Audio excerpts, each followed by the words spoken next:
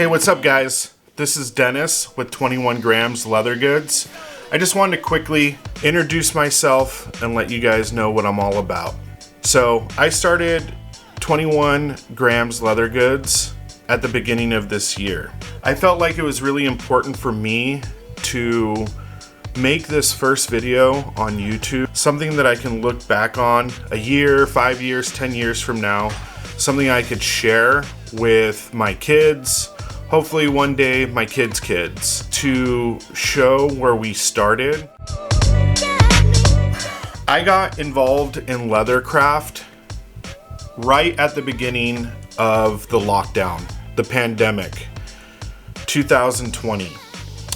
Just like many other people, I had to work from home, and I knew for myself that having that much downtime would be a horrible mistake for myself. See, I struggle with mental health issues like many people do, and having that much downtime is not a good thing for me. So at the beginning of the pandemic, just like so many other people, I had to start working from home. And I knew I needed to find something to keep me occupied, to keep me focused, and keep me motivated. I was influenced by so many great leather crafters here on YouTube, and I would watch their videos. Something about seeing someone start something and end something would just give me a sense of purpose. Even though it wasn't me doing it, there was a relief in it. I would watch these videos and get so heavily inspired. So I decided one day that I was going to go on Amazon and buy the least expensive starter kit for leathercraft that I could find. 2 days later, that arrived on my porch, and unfortunately, I kind of just packed it away. I didn't take it serious. I didn't open it.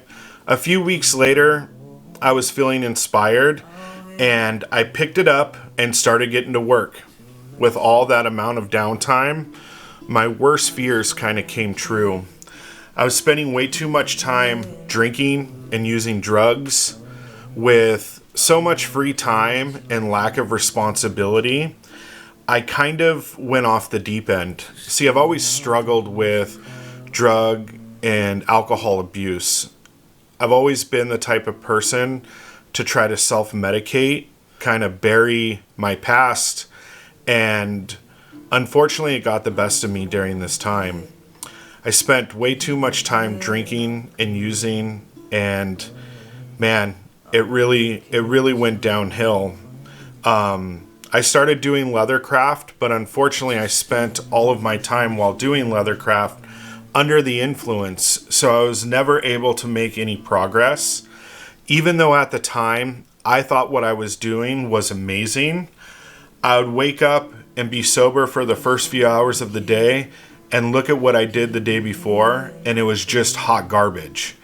And I would start another project, start drinking, start using, and the same thing would happen over and over and over again. A lot of my personal relationships, family relationships, people that I admired were pushing themselves away from me and distancing themselves from me. And I saw this pattern of relationships failing. And I knew that I had to make a big change immediately, or my life was in jeopardy. Not just with my relationships, but also because of what I was doing to my body and my mind. One morning after a big binge, I knew that I had to make a change. I woke up with the worst hangover. I don't know how to explain it. It wasn't just a physical pain, but it was a mental pain. And I made the best decision of my life to get sober that day. I put myself in a situation where I was around people that loved me and understood me, and it was a safe place so that I could detox. I spent the next 4 or 5 days in a cold sweat, not being able to sleep. It got really ugly, but I never turned my back on sobriety. I knew that I had to get it under my belt, And I knew that I had to do it then, not later. And I made that decision and pushed through. I knew that I had to do it for myself, not for the people that I loved, because if I did it for someone else, it wouldn't stick. After going through the detox, I was really fearful to sit down at my little work table that I had set up, because I correlated drinking and using so much with the hobby of leathercraft. See, what I would do is anytime I got to a stage in a project, I would reward myself by drinking a beer, taking a shot, using whatever drugs I had at the time. And so there was always an excuse to stop what I was doing to start drinking. It was a really hard time, and I thought that my love and passion for leathercraft would go away, that I wouldn't be able to do it because they were so closely connected, and it scared me. It scared me to death. But I forced myself to go sit down. I set a timer on my phone to go sit down for 1 hour to kind of see if I would be able to get back to it, and more than anything, to conquer my fear. I think that that's really important, to get back on the horse and try the things that scare you. And so I sat down, and it was twice as hard as I could have ever imagined. I found myself physically reaching to where I would keep my drink and having to break that habit. It took a long time to completely wean myself off of that habit. And still to this day, almost a year later, it's still really difficult for me. It's still something that I'm struggling with, but I consciously tell myself that I can do it. And I also consciously establish new healthy habits to kind of erase the old dirty habits that I had. With the support of friends, I was able to build up a bit of a sense of confidence. I saw my work improving. It's funny, when I slow down the process, I'm able to get so much more done. As soon as I was able to detox and get through that, I was able to actually sit down and focus and put out some projects that I was really proud of. So at this time, I was helping out a buddy of mine, one of my best friends. He owns a chain of retail locations, and I was helping managing one of his locations. One of the guys that I worked with wanted to buy one, and I was just absolutely floored that somebody would spend their money on something that I would make out of leather, something that was a medicine for me. It was something that kept me focused, and it was a hobby at this point, and it just gave me the confidence that I needed. So I sold him a product, and from there I invested all of that money into more materials, better tools. Then it just kind of snowballed, word of mouth. I eventually had the courage to start social media under my brand, which I never thought that I would do, and I'm so glad that I did. And I just documented everything, the good, the bad, the ugly. I want to see the progression. It helps me so much.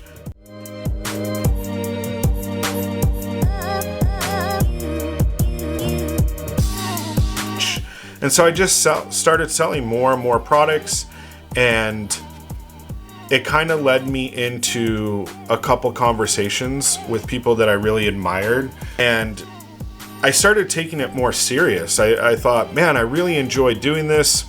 I'm happy, which is the most important thing. At this point, I had to come up with a name for the company, for the brand, something that represented me and something that represented the legacy that I wanted to put down. I've always loved the name 21 grams, and it's something that I've been thinking about for the last 10, 15 years, just that name. It derives from medical research program in the early 1900s, where a doctor would weigh a human body as it was passing on, and the doctor came up with the weight of 21 grams is lost when the human soul leaves the body. And I always just thought that that was so cool. I decided to run with that. I think that it really represents my brand really well. Once I was dead set on the name, I knew that it was off to the races. I knew that I was going to have to put in the work, not just with the products that I was making, but also the marketing and establishing a story and discovering how much of my personal self I wanted to share with the general public. And I had a conversation with my mother-in-law, and I'll remember this forever. She just said, be yourself, share as much as you want, because you'll never want to come back and have to explain yourself. Just be honest right out of the gate, and really lean into what makes you you. And I kind of just took that and I ran with it. And I'm sure that there's people that think, don't overshare about your experience with addiction. Don't overshare with your experience with anxiety or depression or bipolar or mental health in general, that there's a stigma around it. But my goal is, if I can help just a single person, like I've been helped in the past, like I continue to be helped, then it makes it all worth it. It's bigger than selling a wallet or a camera strap or a dog leash. I think that there's a bigger mission behind this.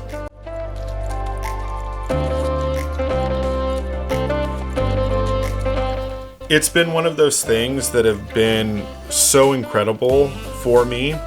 Different avenues, whether that's Instagram, TikTok, here on YouTube, Clubhouse, being able to have these conversations with people that have the same struggles, but also have the same desires and passions that I do. It's incredible. After honing my skills for a couple months, maybe 3 or 4 months, I knew that this was something that I wanted to do full time. I was super transparent with my best friend / boss at the time, and just let him know where my passions were, that this is something that I wanted to take more seriously.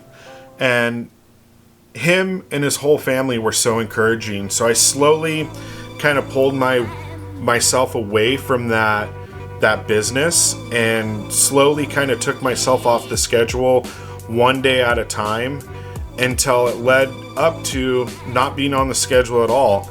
And at the beginning of this year, I was able to get my business license and start working for myself full time. It's been a dream come true. I get to spend anywhere between 14 to 16 hours a day in my studio, making videos, making products, talking to my friends. And it's been incredible. I get asked the question all the time, how did you know that you wanted to start your own business?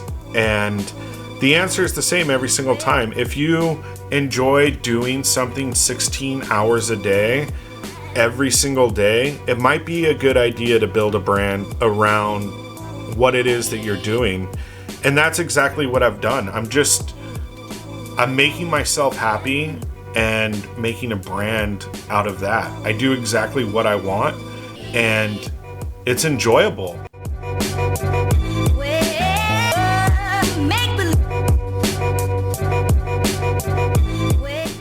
I've been really fortunate to have the opportunity to make products that are going to go on to be family heirlooms, products that are going to be passed on from generation to generation. That's pretty exciting to me. I really enjoy it, and like I said, it makes me happy. And at the end of the day, life is short. No sense in going to work for the man 9 to 5 just to live for the weekends. My goals with this channel are to do as much DIY tutorials as possible. I have a few things in the works right now, and I'm excited to bring those things to you guys, to kind of share the knowledge that I've learned I'm going to be doing a lot of behind the scenes stuff. I'm sure I'll be doing a lot of vlogs, hopefully travel vlogs in the future. I hope to go visit friends that I've made within the makers community. I have some projects with different companies where I'll be traveling soon, and I want to bring everyone along with that. I want to build a community around this and be approachable where people can reach me if they need help with something, whether it's leathercraft or they just need someone to talk to. They're struggling with addiction, they're struggling with anxiety or depression. I want to be able to be someone that you're able to reach out to. That's my goal. I have some projects in the future where we're building a new leather studio. So I'm going to bring you guys into the process of that. And then we're going to just see how it goes. If I want to change my plans of how the channel's going, I'll change it. I'm going to do what I want to do, and I'm going to bring to you guys the best version of myself. Now that I've cleared out a lot of those cobwebs, I'm just striving to be the best version of myself that I can be. And that's something that I want to share with you guys. You know, sometimes I'm sure I'm going to get tongue-tied, and I know there's going to be times that my speech is going to be tripped up a little bit, or I'm going to feel insecure. But I can promise you I'm going to do the best that I can and bring you the realest version of me that I can. I'm really nervous to do this. I feel very vulnerable right now to share this much of myself with somebody or many people. Maybe one person sees this. Maybe 100 people see it. If I can reach just that one person that it may be able to help, that's all I care about. I just want to be able to give back because I've received so much. I just feel so grateful and so blessed that I want to be able to extend that to somebody else. If you guys might be interested in seeing my work, you can follow me on Instagram at 21grams_leathergoods. If what I've said inspires you at all and you'd like to follow along in the journey, I just ask if you subscribe. I'm not going to put up a schedule. I don't know when I'm going to post things. It's not going to be every single Monday or every other day. The products that I make take a really long time to make. I put a lot of detail in them, but I can promise you one thing. I'm going to do the very best that I can do.